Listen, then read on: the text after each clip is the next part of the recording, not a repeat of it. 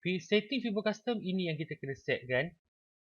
Okey, dalam kita kena setkan kita kena masukkan ni lah.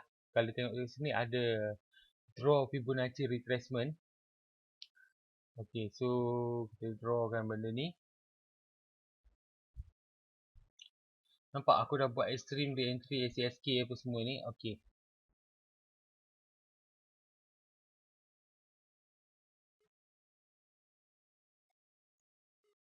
Kita properties. Ya, aku perlu tebalkan sikit. Okey. So, ini aku buang.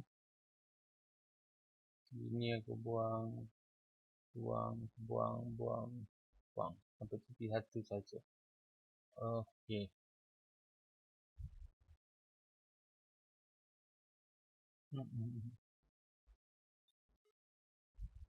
Sorry, tertebal lah pula.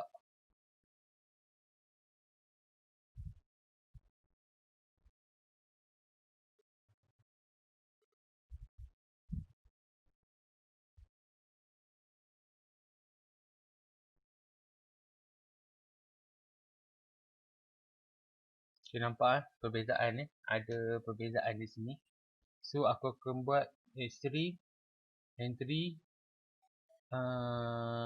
sorry bukan entry H3 SL 050 adalah stop loss.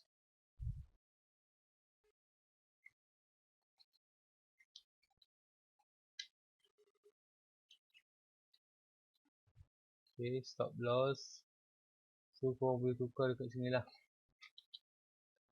Extreme aku suka gunakan huruf besar. Aku tak suka gunakan 3. Sebab ni aku dah buat dah sebelum ni.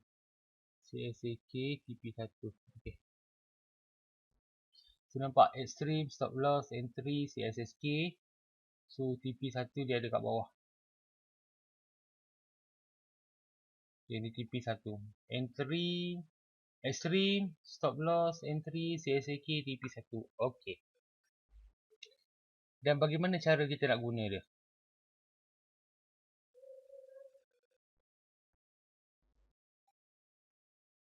Okay, cara nak guna dia.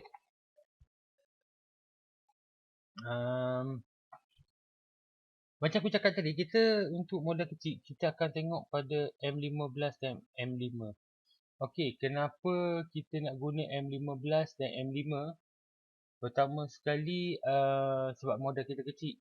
So, apa yang berlaku, pips untuk stop loss itu tak terlalu besar sehingga kita MC lah. Okay, sebab bila aku sekali buat main 10-20 sebelum ni, selalu MC lah.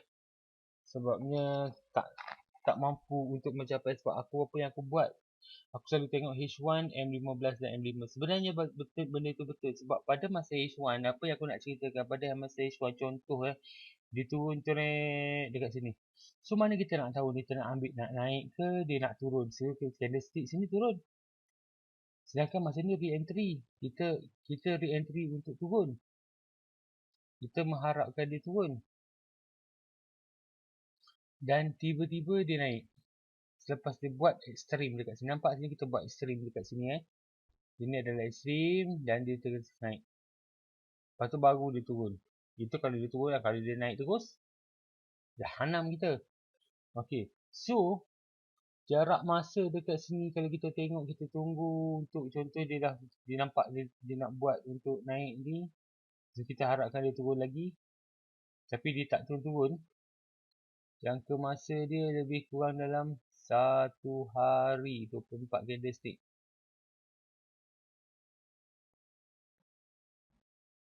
Sehingga dia buat CSK arah pukul lah. Kan? Lebih kurang dalam 20 jam. 20 jam kita tunggu. Pengsan. Lepas tu dia patah balik. Dan dia turun naik. Lepas tu dia naik retreat ni. Mau pengsan kita ni. Kalau kita ni sikit kita punya margin. $10, $30. Ini kalau dia retest ni, memang nampak macam dia nak turun. Tapi dia tak jadi sebab dia buat ekstrim dekat sini. Dia ada rejection untuk turun. So dia buat ekstrim dekat sini, so dia akan naik. So kalau kita tak tengok yang ini, dia hanam kita. Tapi tak apa. Kita tengok pada MA15. Okay, nampak ada turun kan? Tak apa. Contoh ya. Contoh kita ambil pada H1 pada keadaan masa okey, keadaan masa dia macam ni. Kita tengok dia tengah duduk, dia dah turun. Dia dah turun dan dia tengah buat re-entry untuk turun lagi. Kita nampak dia tengah buat re-entry untuk turun. Cuma kita tak tahu dia duduk dekat candle mana lah kan. Dia duduk main, contoh dia main dekat sini. Okey, dia buat macam ni. So kita nampak, oh re-entry. Mungkin dia turun kejap lagi. Okey, fine. Saya tandakan dulu. Okey, let's say kita tengok. Aku nak insertkan supaya lebih senang untuk tengok adalah shape triangle. Okey. Masa kita tengok tu dia keadaan di sini. Okey, dia keadaan di sini.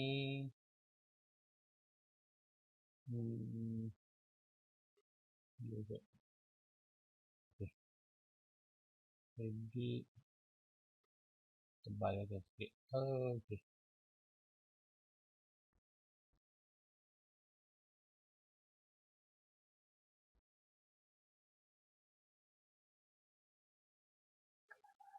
Tak apalah, kita tengok pada area ni. Waktu tu dalam keadaan macam ni, kita tengok. Yang ini dia tak nampak lagi ni apa jadi ni kat sini ni. Tak nampak lagi, kita tak perlu ambil tahu pun. Okey, so kita tengok dekat sini apa jadi. Ini berlaku ni selepas candle beberapa jam lah. Okey. Kita dah tengok dia dah jadi macam ni. Kita pergi pada candle 15. Masa re-entry, ini yang berlaku. Okey. Pada waktu ini, tidak ada lagi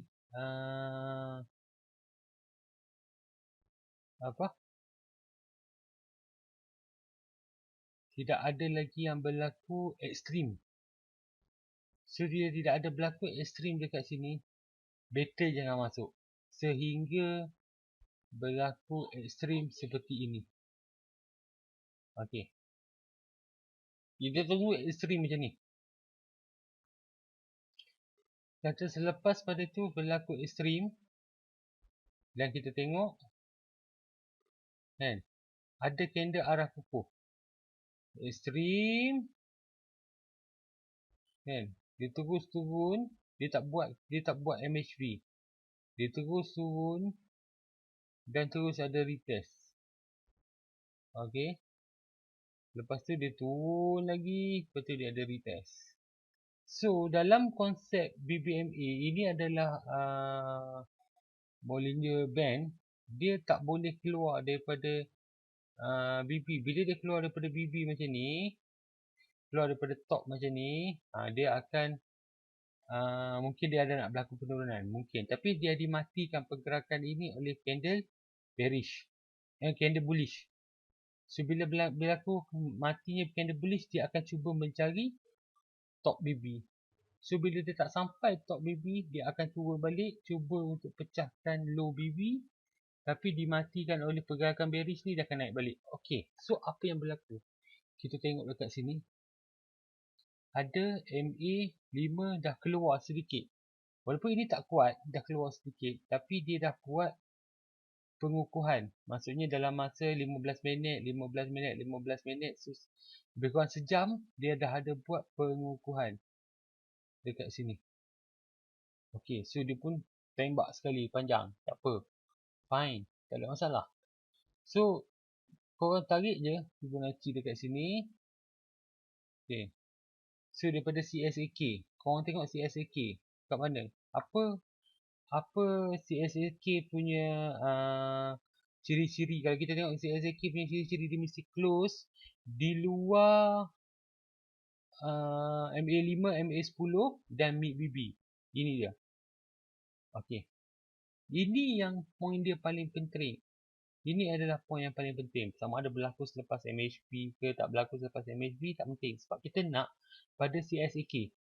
CS close melepasi MA5, MA10 dan mid BB.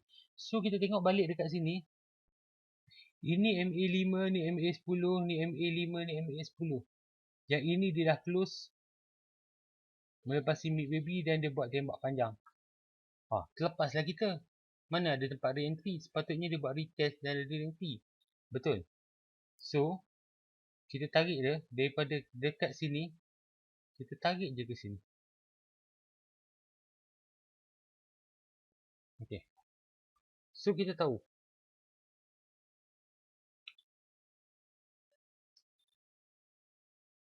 Ini tempat ekstrim. Ini tempat stop loss. Kan? Ini tempat CSAK. Okey. So, kalau kita tarik dekat sini, dia dah mula terlepas. Tak apa. So, kita tunggu untuk kita entry. Okey. So, contoh apa yang aku buat biasanya adalah ini ekstrim, ini candlestick arah. Bila dah berlaku penurunan candlestick macam ini dan tengah berlaku panjang macam ni, aku akan buat pada MA5. Okay, aku akan pergi pada MA5. Aku cari garis tu dulu.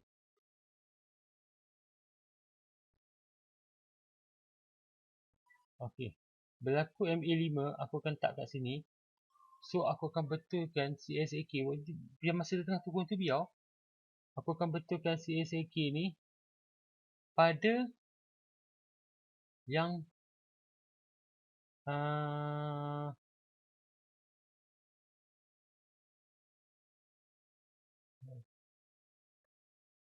okey. Aku akan betulkan pada yang dia close melepasi mid BB.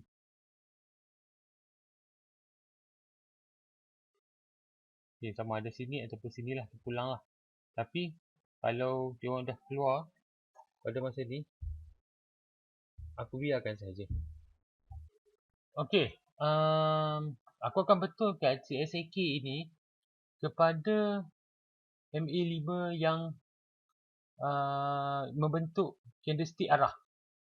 Contoh dia tengah duduk dekat sini dah sekarang ni, biarkan saja. Dia dah pergi kepada TP dah pun, tak apa. So, kita betulkan dekat sini. Nanti dia akan patah balik. Cuba mencari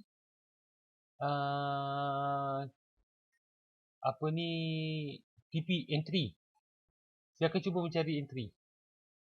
So, bila dia mencari entry, dia akan kena kita pointkan entry kita dekat sini. Kita entrykan point kita entry dekat sini. Lepas tu buat pending order lah. Kita akan buat pending order dan kita buat stop loss kita dekat sini. Dia cuba untuk menyentuh tapi tengok tak kena. Tapi kalau kita buat dekat sana tadi, dia akan sentuh. Sebab kita punya margin kita kecil. Jadi dekat sini antara stop loss ke kita punya entry ni lebih kurang dalam 57 point. 57 point 5 pips lah. 5 pips. Okay, 5 ke 6 pips. 57 point. So,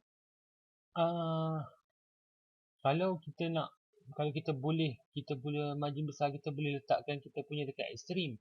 Tapi, no point pun kita nak letak pada ekstrim sebab apa? Yalah, dia punya, kalau dia menyentuh ekstrim ini, kita punya loss kita lagi besar lah. Lebih kurang dalam